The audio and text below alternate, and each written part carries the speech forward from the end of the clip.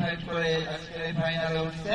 সেখানে মোহাম্মদ জিশানের খুবই একটা কন্ট্রিবিউট ছিল, যেখানে জিশান ভালো কাভারে ফিল্ডিং করছে এবং 3-4টা চার বাঁচেছে অলমোস্ট 20 রানের মতন জিশান ভাই সেভ করছেন এবং looking is fielding very good. তাই এখানে জিশান ভাই যদি বলতে থাকে বা আপনি আমাদের চেষ্টা করতে পারেন আপনার এই ফিল্ডিং আপনার এই ব্যাটিং এর বিষয়ে রহস্য আমি জানতে চাই।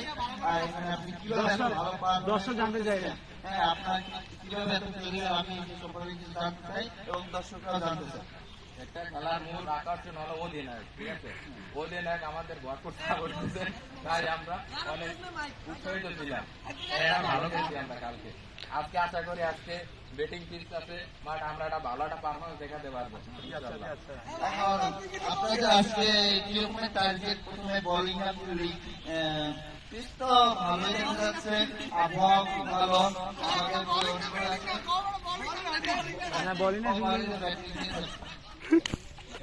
আপনারা কি সিদ্ধান্ত নিচ্ছেন? আপনাদের ক্যাপ্টেনের নাম? ক্যাপ্টেনের নাম মোহাম্মদ নয়ন। মোহাম্মদ নয়ন, তাকে পরে জিজ্ঞাসা করা হবে উনি কি নেবেন এবং টসের সময় টস আপডেট দেওয়া হবে, জানানো হবে কি নেবেন। আর আপনাদের সাথে তো টিম কম্বিনেশন হয়তো একটা আলাদা আলোচনা হয়েছে এবং কি সিদ্ধান্ত নিবেন যে এখানে টসে জিতলে ব্যাটিং না বোলিং, কি ভাবছেন আপনারা? আমরা আশা করি আমরা যদি টসে জিতি আমরা অবশ্যই ব্যাটিং নেব। অবশ্যই একাদশে কোনো চেঞ্জ আছে?